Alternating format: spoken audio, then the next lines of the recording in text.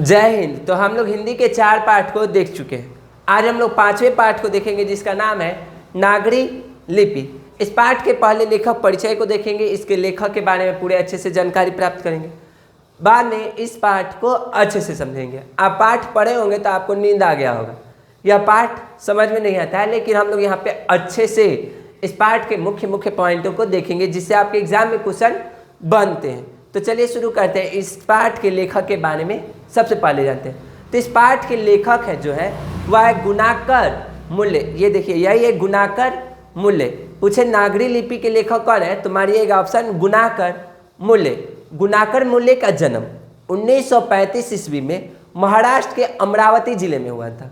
यह है महाराष्ट्र, और महाराष्ट्र के अमरावती जिले में इनका जन्म हुआ था। कब? 1935 ईस्वी में। चूँकि इनका जन्म महाराष्ट्र में हुआ था इसलिए यह बचपन से मराठी भाषा बोलते थे। महाराष्ट्र में मराठी बोली जाती है, इसलिए इनकी जो शिक्षा हुई, शिक्षा दीक्षा शुरू के प्रारंभिक शिक्षा इनकी मराठी भाषा में हुई। गांव में जैसे सब कोई का होता है, हम लोगों के बिहार में जन्म हुआ है तो हम लोग भी बिहार के गांव में पढ़े हैं, ठीक है। तो ये भी महाराष्ट्र के गांव में पढ़े और मराठी भाषा में पढ़े, और मराठी भाषा में पढ़े और आगे जाके मिडिल स्तर तक के बच्चों को मराठी पढ़ाई भी, मिडिल 8वां तक के बच्चों को मराठी पढ़ाए भी थे। बाद में इन्होंने इलाहाबाद आकर, ना कहते तो मैट्रिक एग्जाम कहाँ पढ़ी थी, इलाहाबाद थोड़ी पढ़ी, लेकिन यह मैट्रिक आकर कहाँ पढ़े, इलाहाबाद आके पढ़े। इलाहाबाद आकर उन्होंने मैट्रिक से लेकर एमए तक की पढ़ाई की। मैट्रिक से लेकर एमए तक की पढ़ाई की। किस विषय में? गणित में। गुणाकर मूल्य गणित पढ़ने के लिए, अपने आगे की पढ़ाई को पढ़ने के लिए इलाहाबाद आ गए। जैसे बचपन गांव में कहता होगा कहाँ जेब, इलाहाबाद जेब का, तो हाँ पढ़ने के लिए ना कहते हैं कि माँ है जगह अच्छा पढ़ाई नहीं हो, दूसरे जगह ट्यूशन धरा, तो माँ वो कहता है लोग कि कहाँ इलाहाबाद पकड़ा दी तो हर को। तो हाँ ये इलाहाबाद आके मैट्रिक की पढ़ाई की। मैट्रिक से लेकर एमए तक किस विषय में? गणित विषय में। आगे इनका निधन 2009 ईस्वी में हो गया। ये इनका निधन 2009 ईस्वी में हो गया। इन्होंने अपने जीवन में 2500 से भी अधिक लेखों को लिखा है। 2500 से भी, देखो 2500 प्लस लेखों को लिखा है। 2500 से भी अधिक लेख इन्होंने लिख चुके हैं। और 30 पुस्तकें कितने वर्ष में? मात्र सिर्फ 25 वर्षों में। 25 वर्ष में 2500 से अधिक लेख और 30 पुस्तकों का प्रकाशन इन्होंने करा चुका है। उनमें से कुछ प्रमुख रचनाएं हैं, उनको हम लोग चलिए देखते हैं। अक्षरों की कहानी, अक्षर जितने भी अक्षर हैं उनकी कहानियों के बारे में इन्होंने बताया। तो यह है अक्षरों की कहानी। भारत, इतिहास और संस्कृति। भारत का इतिहास कैसा रहा, उसकी संस्कृति कैसी है, इसके बारे में इन्होंने भी खूब लिखा है। नेक्स्ट देखो हरियर पेन से लिखे हैं तो बहुत इंपॉर्टेंट है। भारतीय लिपियों की कहानी। भारत में जितने भी लिपियाँ, लिपि मतलब भाषा बोली जाती है, उन सबों का एक इन्होंने कहानी लिखा है। भारतीय लिपियों की कहानी। अगला है इनका अक्षर कथा। अक्षर कथा एक इनका ऐसा बुक है जिसमें इन्होंने पूरे विश्व में बोले जाने वाली प्रमुख लेख, जो प्रमुख भाषाएं हैं, लिपियां, उनके बारे में बताया है। प्रमुख जो पूरे विश्व की भाषाएं हैं उनके बारे में। तो ये इनकी काफ़ी चर्चित पुस्तक है अक्षर कथा। याद रखिएगा ये जो नगरी लिपि पाठ है वह पूछेगा गुणाकर मूल्य के किस निबंध से लिया गया है। तो भारतीय लिपियों की कहानी, हरियर पेन से लिखा है, भारतीय लिपियों की कहानी से इस पाठ को लिया गया है, लेकर यहाँ रख दिया गया। हम लोग इसमें नगरी लिपि के बारे में पढ़ेंगे। आगे देखिए निबंध पूछे कि नगरी लिपि किस विद्या की रचना है, तो यह एक क्या है? निबंध है। यह एक निबंध है। गुणाकर मूल्य के बारे में यहाँ तक हम लोग पढ़ चुके, मतलब गुणाकर मूल्य जो लेखक है इनके बारे में सारी जानकारियाँ प्राप्त कर चुके। अब हम लोग नागरी लिपि पाठ को अच्छे से समझेंगे। आप इसका एक स्क्रीनशॉट लेना चाहे तो ले सकते हैं। और समझो, देखो अभी हम लोग मुख्य फोकस करेंगे किस पे? पाठ को समझने में। लेखक के बारे में समझे लोग, अब पाठ को अच्छे से समझेंगे लोग। उसके बाद इसका ऑब्जेक्टिव करेंगे लोग अगले क्लास में, कल के क्लास में, और परसों के क्लास में इससे आने वाले 2 नंबरीय प्रश्नों को देखेंगे लोग। आप होता है क्या घोर माठा कर देते हो, एक में सब चीज़ को मिला के पढ़ लेते हो, इसलिए आप गड़बड़ा जाते हो। तो चलिए हम लोग अब नागरी लिपि पाठ को समझने की कोशिश करेंगे। तब तक आप इसका एक स्क्रीनशॉट ले लीजिए ताकि आप कभी देखें तो आपको पूरा पाठ याद आ जाए। चलिए अब हम लोग पाठ को समझते हैं। इस पाठ में नागरी लिपि जो है कितनी पुरानी है इसको जानने की कोशिश की गई है। आखिर इसका विकास कहाँ से हुआ है, कब कब इसमें परिवर्तन आया है, कहाँ कहाँ इसमें क्या क्या हुआ है, इस बारे में हम लोग इस पाठ में जानेंगे। तो सबसे पहले इस पाठ में देखो, जब हम आपको यह पाठ पढ़ा रहे हैं तो यह किस भाषा में आपको पढ़ा रहे हैं, तो यह नागरी लिपि, देवनागरी या नागरी लिपि में यह पाठ छपी है। या जब हम आपको यह पाठ पढ़ा रहे हैं तो यह भाषा कौन सी है, नागरी या देवनागरी। ठीक है, तो जब यह पाठ लिखी गई है जिस भाषा में, वह नागरी या देवनागरी लिपि में लिखी गई है। पूछता है नागरी या देवनागरी लिपि के टाइप। आप कोर्ट कचहरी गए होंगे तो देखे होंगे टाइप राइटर, देखो ऐसा ही होता है टाइप। नागरी या देवनागरी लिपि के टाइप आज से 200 सदी पहले इसके टाइप बन चुके थे। ऐसे टाइप होता है, जब टाइप बन गए तब हिंदी में पुस्तकें की छपाई धड़ाधड़ चालू हो गई, पुस्तकें हिंदी में छपने लगी।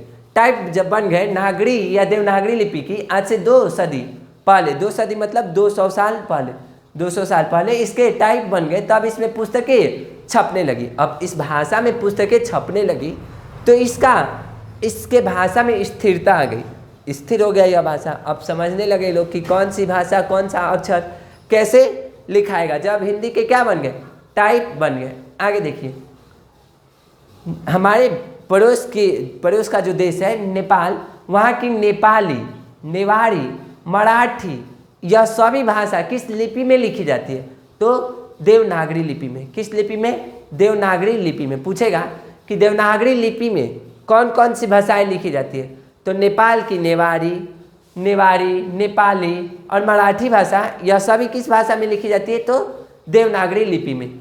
मराठी भाषा में एक अतिरिक्त अक्षर सिर्फ जुड़ा रहता है, ऐसे ल जैसा। अब हमको तो पता है नहीं, मराठी आता है नहीं, तो हम लोग इसको बता देते हैं ल जैसा एक अतिरिक्त, उसमें सिर्फ एक अक्षर होता है, बाकी सब हिंदी का ही होता है। तो मराठी भाषा की लिपि क्या है, देवनागरी। आगे बढ़ते हैं। मुख्य रूप से यहाँ पे क्या समझेंगे, पाठ को समझने की कोशिश कीजिए। ऑब्जेक्टिव तो इसके बाद में करा ही देंगे कि क्या क्या ऑब्जेक्टिव पूछता है कल की क्लास में, और परसों की क्लास में इससे आने वाले 2 नंबरीय प्रश्न को बता देंगे। तो यहाँ पाठ को समझने पे गौर कीजिए। आगे जब हम बढ़ते हैं तो देखते हैं कि इस पाठ में बताया गया है कि पश्चिम बंगाल की बंगला लिपि जो है वह देवनागरी लिपि की बहन है, पुत्री नहीं तो बहन तो अवश्य है, बहन मानिए। बंगला लिपि पूछेगा देवनागरी लिपि की क्या है, तो बहन। बंगला लिपि को इस पाठ में देवनागरी लिपि की बहन बताई गई है। आगे दक्षिण भारत, देखो भारत जो है पूरा पश्चिम, उत्तर और दक्षिण।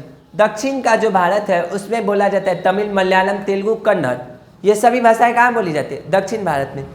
आजकल के तमिल, मलयालम, कन्नड़, तेलुगु जो देवनागरी लिपि से भी काफ़ी भिन्न दिखाई देती है, तो आज की जो भिन्न भाषा दिखाई दे रही है, तो हमें स्मरण रखने वाली यह बात है कि यह भाषाएं देवनागरी लिपि की ही तरह ब्राह्मणी लिपि से ही उत्पन्न हुआ है। यह सभी भाषाएं किस लिपि से उत्पन्न हुई है, हरिहर का पेन एकदम इम्पोर्टेंट, ब्राह्मणी लिपि। पूछे देवनागरी लिपि का उत्पन्न कहाँ से हुआ है, तो ब्राह्मणी लिपि से। तमिल, मलयालम, तेलुगु, कन्नड़, यह भारत के किस क्षेत्र में भाषाएं बोली जाती है, पूर्वी हुई, पश्चिमी, उत्तरी या दक्षिणी। दक्षिणी भारत में ये सभी भाषाएं बोली जाती है, तमिल, मलयालम, तेलुगु, कन्नड़। आप दक्षिण में जाओगे ना, देखो ये भारत का चित्र है, दक्षिण में सभी भाषाएं बोली जाती हैं। दरअसल जो देवनागरी लिपि जो है ना, यह मिलना भी कहाँ से स्टार्ट हुआ था, दक्षिण भारत से ही। देखो लिखा है नागरी लिपि के आरंभिक लेख, आरंभ में यह कहाँ से मिलने लगा, तो दक्षिण भारत से। और दक्षिण भारत में देवनागरी लिपि को किस नाम से जानते थे, नंदी नागरी। दक्षिण भारत में देवनागरी लिपि को किस नाम से जानता था, सब नंदी नागरी लिपि से जानते थे लोग। पूछेगा कि देवनागरी लिपि के आरंभिक लेख, शुरू में इसके लेख कहाँ से मिलने लगे, तो दक्षिण भारत से। कहाँ से, दक्षिण भारत से। नागरी लिपि के आरंभिक लेख कहाँ से मिलने लगे थे, दक्षिण भारत, भारत के दक्षिणी क्षेत्र से मिलने लगे थे। वहाँ पे देवनागरी लिपि को किस नाम से जानते थे लोग, तो नंदी नागरी लिपि के नाम से जानते थे लोग। आगे बढ़ते हैं तो देखते हैं कि 11वीं सदी में देखो देवनागरी लिपि देवगिरी के यादव तथा विजयनगर के शासकों के लेख भी किस भाषा में मिलती थी, नंदी नागरी लिपि के ही भाषा में मिलती थी। हाँ, ये लोग शासक है, वहाँ पे शासन करने वाले लोग शासक होते हैं। तो हाँ, देवगिरी के यादव पूछता है, देवगिरी के यादव के शासकों के लेख किस भाषा में मिलती है? तो नंदी नागरी लिपि। पूछता है विजयनगर के शासक, विजयनगर के शासकों के लेख जो है किस भाषा में छपी हुई थी? तो नंदी नागरी लिपि में। आगे बढ़ते हैं तो देखिए, प्रतापी चौर राजा, प्रतापी जो चौर राजाएं होते थे वह 11वीं सदी में उनके राज्य शासकों में देखा गया कि उनके सिक्कों पर भी नंदी नागरी का इस्तेमाल हुआ था।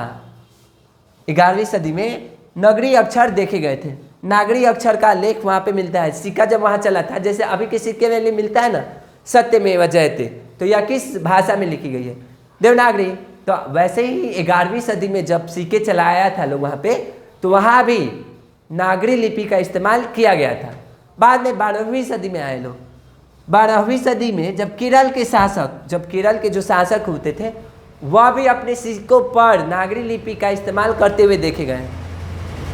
उसमें क्या लिखा हुआ था उन सिक्कों पर? तो वीर केरलस्य, वीर केरलस्य नामक शब्द नगरी लिपि में देखने को मिलता है।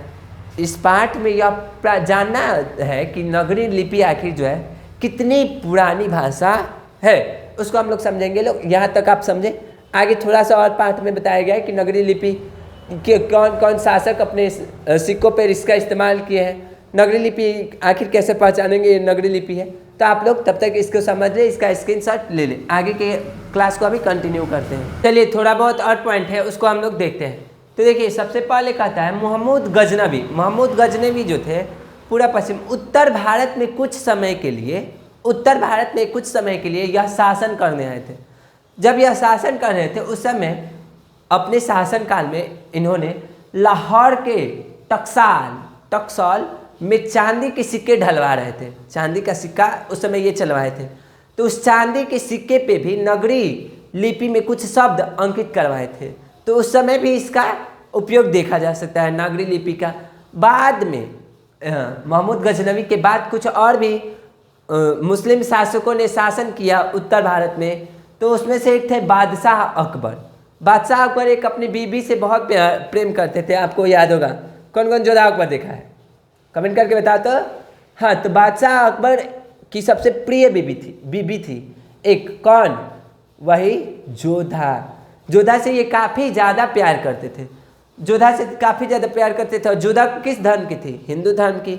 इसलिए इन्होंने भी एक सिक्का चलाया और उस सिक्के पे एक तरफ राम और सीता का चित्र अंकित करवाया, दूसरी तरफ देवनागरी लिपि में राम सी शब्द भी अंकित करवाए। तो उस समय भी देवनागरी लिपि का इस्तेमाल देखा जा सकता है। आगे बढ़ते हैं तो देखते हैं कि दक्षिण भारत के लेख कब से मिलने लगते हैं। पूछे कि दक्षिण भारत में देवनागरी लिपि में कब से लेख मिलने लगे? तो 8वीं सदी से, 8वीं सदी से। और उत्तर भारत के लेख तो 9वीं सदी से, 101 सदी बाद। ठीक है, दक्षिण में पहले मिला। पूछे सबसे पहले नागरी लिपि के लेख कहाँ से मिले? तो दक्षिण भारत से, बाद में उत्तर भारत से मिलने लगे 9वीं सदी से। ठीक, आगे बढ़ते हैं तो हम लोग जानते हैं आखिर जो नागरी लिपि है इसके कितने हैं। तो देखिए कहीं कहीं इसे नागरी लिपि कहा जाता है, तो कहीं देवनागरी लिपि कहा जाता है, तो कहीं इसे नंदी नागरी लिपि कहा जाता है। आखिर इस लिपि का क्या नाम है, इसको लेकर पुराने ज़माने के या अभी के विद्वानों में काफ़ी मतभेद है। एगो कहता है ये सही है, एगो कहता है सही है। तो सभी लोग अपने अपने तर्क पे इसका तर्क देते हैं कि इस कारण यह सही है, तो ये कारण ये सही। चलिए देखते हैं। कहता है नागरी लिपि क्यों सही है। देखो गुजरात के नगर मतलब शहर, गुजरात के शहर में रहने वाले ब्राह्मणों के द्वारा इस लिपि का सर्वप्रथम उपयोग किया गया, इसलिए कहा गया यह एक नगरी लिपि है, नागरी लिपि है। गुजरात में रहने वाले गुजरात के नगर वाले जो ब्राह्मण थे उसने इसका उपयोग पहले किया, इसलिए इसे नागरी लिपि के रूप में जाना गया। यह इसे मानना कोई मतलब नहीं मानता था, इसके मानने में काफ़ी मतभेद थे, तो ये कट गया। आगे बढ़ते हैं तो देखते हैं देवनागरी। आखिर इसका नाम देवनागरी के ऊपर है। तो देखो नागरी मतलब नगर, इतना तो कंफर्म था कि यह जो भाषा है वह भारत के किसी नगर मतलब बड़े शहर से ही इसकी उत्पत्ति हुई है।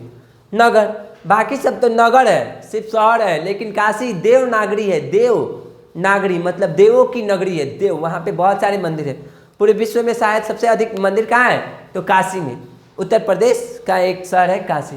देवनागरी, काशी जो है देव नगरी है, मतलब वहाँ काफ़ी ज़्यादा देव का मतलब विद्वान है, देव भगवान लोग ज़्यादा रहता है, इसलिए उसका नाम देवनागरी रख दिया गया होगा।